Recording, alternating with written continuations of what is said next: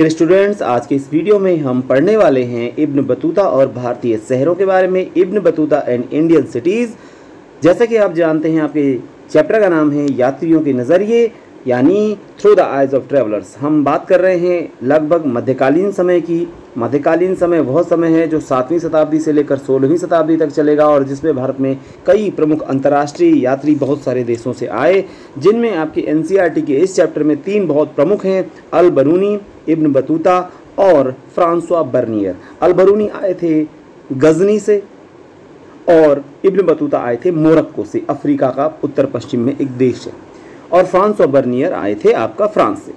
अब Ibn Battuta जो कि प्रसिद्ध यात्री हैं मध्यकालीन समय में और जो बहुत सारे देशों की यात्रा कर चुके थे, उन्होंने किस प्रकार से उस समय भारत के शहरों का एक विस्तृत विवरण दिया है, उसके बारे में बात कर लेते हैं। इब्न बतूता और भारतीय शहर। इब्न बतूता ने उपमहाद्वीप के शहरों को उन लोगों के लिए व्यापक अवसरों से भरपूर पाया जिनके पास आवश्यक इच्छा, आवश्यक साधन और आवश्यक कौशल था। इब्न बतूता, जी हाँ, जैसे कि आपको पता है कि अफ्रीका का एक उत्तर पश्चिमी देश है, उसको कहा जाता है मोरक्को। यहाँ का रहने वाला था इब्न बतूता। और इब्न बतूता जब भारत आया और इस भारतीय उपमहाद्वीप में रहने लग गया, जब वो यहाँ पहुँचा तो उसने देखा कि जो भारतीय उपमहाद्वीप के जो शहर है, दिल्ली हो गया आपका, लाहौर हो गया आपका, ठीक है, आगरा हो गया, तो इन शहरों को उसने देखा कि ये व्यापक अवसर हैं, इनके अंदर अपॉर्चुनिटीज़ हैं, संभावनाएं हैं। किस प्रकार की?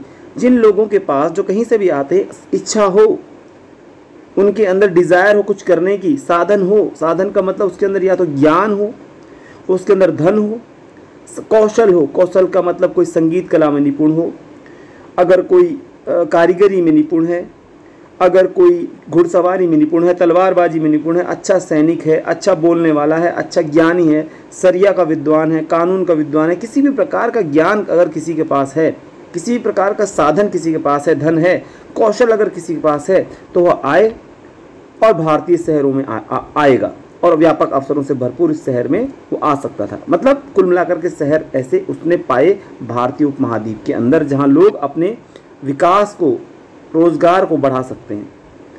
उसने कहा अल बरूनी ने, ये शहर घनी आबादी वाले तथा समृद्ध थे।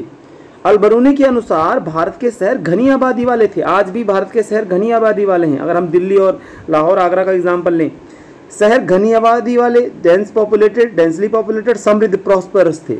भारत के शहर घनी आबादी वाले, समृद्ध, यानी अमीर शहर थे, आबादी बहुत ज़्यादा थी, जनसंख्या बहुत ज़्यादा थी, सिवाय कभी कभी युद्धों तथा अभियानों से होने वाले विध्वंस के। कभी कभी क्या होता था, जब युद्ध हो जाते थे तो विध्वंस कभी कभी हो जाता था, महल कभी कभी टूट जाया करते थे, बाजारों को आग लगा दी जाती थी। लेकिन सिवाय इसके अगर शांति काल हो तो समृद्ध शहर थे, घनी आबादी वाले शहर थे, बहुत बड़ी जनसंख्या शहरों में रहा करती थी। अगर मध्यकालीन समय के भारत की बात करें तो आगरा, लाहौर, इसके अलावा दिल्ली, ये कुछ प्रमुख शहर हैं जो भारत के भीड़ भरे शहर कहे जा सकते हैं। और अगर आप महाराष्ट्र की बात करेंगे, दौलताबाद, जो आपको आगे देखने को मिलेगा। इब्न बतूता के वृत्तांत से ऐसा प्रतीत होता है कि अधिकांश शहरों में भीड़ भाड़ वाली सड़कें थी तथा चमक दमक वाले और रंगीन बाजार थे। इब्न बतूता क्या कहता है? इब्न बतूता यह कहता है कि भारत के जो शहर थे वो ज़्यादातर भीड़ भाड़ वाली सड़कें उन शहरों में ज़्यादातर में थी। भीड़ भाड़ वाली सड़कें यानी कि यहाँ पर सामान बेचने खरीदने वाले लोगों का जमावड़ा लगा रहता होगा। चमक दमक वाले शहर यानी वहाँ पर रोशनी की पूरी व्यवस्था रही होगी। रंगीन बाजार, कलर्ड मार्केट्स खूब रहे होंगे और ये विविध प्रकार की वस्तुओं से भरे रहते थे। यानी अल बरूनी भारत के शहरों की बड़ी तारीफ करता है और भारत के शहरों में वो भीड़, रंगीनियत, सामान से भरे होना, चमक दमक की बात करता है और घनी आबादी वाले शहरों की बात करते हैं। ऐसे शहर थे भारत के। कब?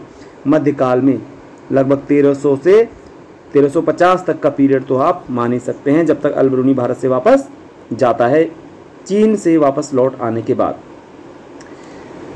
विविध प्रकार की वस्तुएं क्या होगा? आप जानते हैं आज भी भारत का एक शहर दिल्ली बहुत फेमस है। वहाँ पर चांदनी चौक जैसा बाजार है जहाँ कई प्रकार का सामान मिलता है। यही जो दिल्ली है, एक ज़माने में यहाँ बहुत प्रकार का दुनिया भर का सामान, हीरे मोती, अन्य प्रकार के गहने, कारीगरी का सामान मिला करता था, जो इब्न बतूता खुद कह रहा है। इब्न बतूता ने खुद भारत के एक शहर को बताया है कि वह एक बहुत बड़ा शहर था जिसका नाम है दिल्ली। दिल्ली जो कि भारत की राजधानी है और दिल्ली अपने आप में बहुत प्राचीन समय से ही महत्वपूर्ण राजनीतिक केंद्र रहा है। दिल्ली को इब्न बतूता एक महत्वपूर्ण और बड़ा शहर बताता है, चूंकि राजधानी भी था और विशाल आबादी वाला और भारत में सबसे बड़ा। तो भारत में किस शहर को अल-बरूनी सबसे बड़ा शहर बताता है? तो दिल्ली शहर को अल-बरूनी सबसे बड़ा शहर, सबसे अधिक आबादी वाला शहर बताता है। और भारत में तो सबसे बड़ा शहर दिल्ली को बताता है कौन? इब्न बतूता, ध्यान में रख लीजिएगा। और वो यह भी कहता है कि दौलताबाद जो कि महाराष्ट्र में है वो भी दिल्ली से कहीं कम नहीं था, वो भी दिल्ली को आकार में चुनौती देता था। यानी कि दिल्ली से थोड़ा सा छोटा लेकिन दिल्ली के समान बड़ी जनसंख्या वाला और दिल्ली को आकार में चुनौती देने वाला दौलताबाद शहर भी था। अब आप बताइए दौलताबाद क्यों प्रसिद्ध है और कहाँ पर है? तो भारत का अगर आप मैप बनाएं तो महाराष्ट्र के थोड़ा सा उत्तर में एक शहर है दौलताबाद, जिसकी स्थापना मोहम्मद बिन तुगलक ने की थी और राजधानी को दिल्ली से वह दौलताबाद ले गया था ताकि वह दक्षिणी क्षेत्र पर भी नियंत्रण कर सके, ऐसा उनका विचार था। यह बहुत प्रसिद्ध नीति है। तो दौलताबाद को भी एक बड़ा शहर बताता है जो कि महाराष्ट्र में है कौन? इब्न बतूता, जो कि कहते हैं कि आकार में दिल्ली को चुनौती देता था। ठीक है, तो इस तरह से इस वीडियो से आपने ये जाना कि कौन सा मध्यकालीन यात्री आपकी जो एनसीईआरटी बुक में है भारतीय शहरों का विशद वर्णन करता है और वो भारतीय शहरों की क्या क्या विशेषता बताता है। तो आपको इस टॉपिक से क्या क्या जानकारी मिली? एक तो भारतीय शहरों के बारे में इब्न बतूता जानकारी देता है और वो कहता है कि भारतीय शहर भीड़ भरे बाजार है, यहाँ पर रंगीन बाजार है, यहाँ पर भीड़ भरी गलियां हैं, यहाँ पर सामान की कोई कमी नहीं, विविध प्रकार के सामान से बाजार भरे पड़े हैं। और यह भी कहता है कि यहाँ पर दिल्ली जो है भारत का सबसे बड़ा शहर है, दिल्ली जो है भारत का सबसे बड़ा शहर। और यह भी कहता है कि दक्षिण भारत में जो महाराष्ट्र में दौलताबाद है वह दिल्ली को आकार में चुनौती देता है। ये वीडियो आपको कैसा लगा इसका मैं पार्ट 2 भी बनाऊंगा। कोई गलती आपको लगती है कमेंट करके ज़रूर बताएं और कुछ अच्छा लगता है वो भी ज़रूर बताएं। आपका कमेंट मेरे लिए बहुत ज़्यादा मायने रखता है। आपको इस वीडियो को देखने के लिए बहुत बहुत धन्यवाद।